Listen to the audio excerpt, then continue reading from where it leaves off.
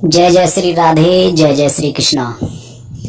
आ जाइए मेरे प्यारे भाइयों, आप सबका हमारे YouTube चैनल देहायती अनमोल कहानी में आप सबका स्वागत है। आ जाइए मेरे प्यारे भाइयों, आपको एक हम बहुत अच्छी कहानी लेकर चल रहे हैं। श्री महाराज जी, श्री परमादानी श्री प्रेमानंद महाराज जी के माध्यम से कुछ कहानी लेकर चल रहे हैं हम। आप इस कहानी को जरा पूरी सुनना और अपने जीवन में उतारना। मेरे भाई बहुत अच्छी कहानी है, कहानी को आप सुनना, देखना। भगवान श्री हरिवंश श्री कृष्ण जी में कितनी बड़ी ताकत है, भगवान में कितनी बड़ी ताकत है। तो आगे इस कहानी में जरूर ध्यान देना और कहानी को पूरी जरूर सुनना। हम आपसे एक बात कहेंगे मेरे भाई, आप हमारे YouTube चैनल पर नए हैं तो हमारे देहायती अनमोल कहानी चैनल को सब्सक्राइब, लाइक, शेयर अवश्य कर लेना। भाई मेरे, आप सब्सक्राइब कर लोगे तो आपके मोबाइल फ़ोन पर हमारे चैनल की कहानी जो हम डालेंगे हम अपने YouTube चैनल पर, तो आपके मोबाइल फ़ोन पर नोटिफिकेशन पहुंच जाएगी, तो आप सुन लेंगे। तो इसमें आपको कुछ ना कुछ नया ज़रूर मिलेगा। तो आइए चलते हैं आगे, ज़्यादा टाइम नहीं लगाएंगे। इस कहानी को जरूर सुनना, बहुत अच्छी कहानी है। एक वृंदावन में गंगा यमुना नाम की एक साध्वी संत रहती थी। वे संत बहुत अच्छी थी और श्री ठाकुर जी के चरणों में हमेशा उनका ध्यान रहता था और राधा राधा कृष्ण कृष्ण जपती रहती थी, भगवान की भक्ति करती रहते हैं। मेरे भाइयों, तो वे वृंदावन में अपना समय काटती थी।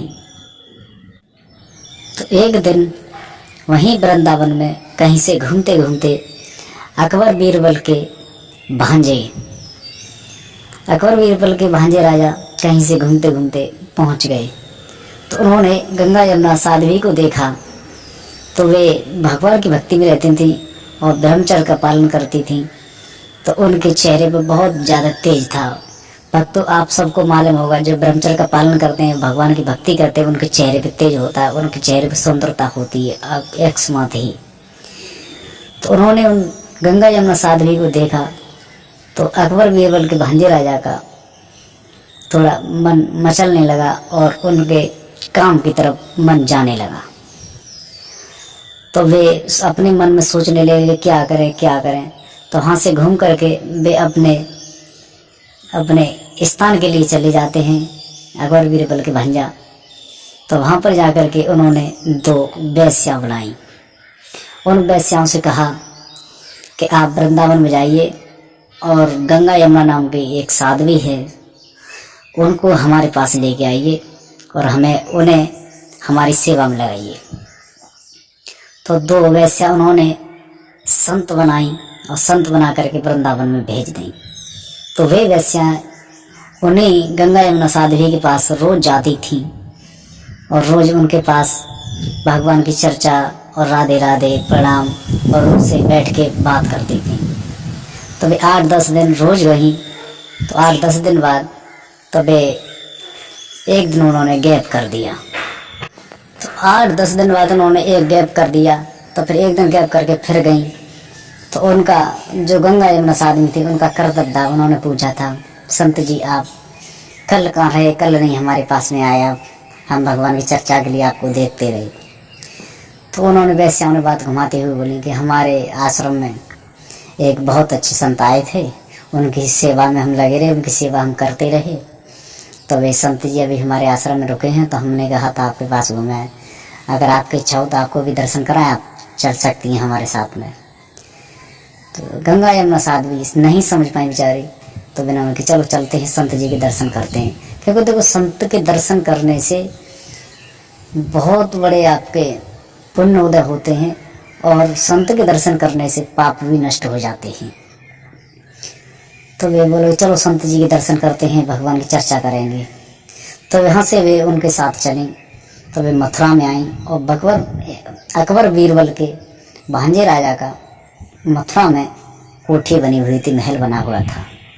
तो उन्होंने उस महल में जाकर के गंगा यमुना साध्वी को अंदर जाके बंद कर दिया, गेट बंद करके। तो अकबर बीरबल का भांजा वो उनके ऊपर हावी हुआ और उनके काम की तरफ उनके आकर्षित होने लगा। तो गंगा यमुना साध्वी ने उनको समझाया, नहीं माने तो गंगा यमुना साध्वी ने अपना सांस रोक करके और अपने भगवान को याद करने लगी। श्री हरिवंश जपने लगी। तो उन्होंने अकबर बीरबल के भांजे ने क्या देखा था कि वहाँ पर तो वे साध्वी नहीं थी, वहाँ पर कोई एक बहुत बड़ा बहादुर पहलवान खड़ा था। तो उन्होंने आकर के एक ललकार मारी। तो अकबर बीरबल के भांजे को अपने उनके पजामे में उन्हें पेशाब हो गई डर की वजह से, और वे घबराने लगे और गैर होश हो गए उस पहलवान को देख करके। गंगा यमुना साध्वी अंतर ध्यान होकर के वृंदावन में पहुंच गई। तो उनको होश आया। तो उन्होंने कहा था कि ये तो कोई मामूली जी नहीं, संत थे। तो उनको फिर वहाँ से वे अकबर बीरबल के भांजे वृंदावन पहुँचे गंगा यमुना साध्वी के पास। उनके चरणों में जाकर गिर गए, गलती की क्षमा मांगने लगे और रोने लगे और बहुत वो करने लगे। तो भक्तों, आप सबको मालूम, संत का हृदय बहुत कोमल और मुलायम होता है।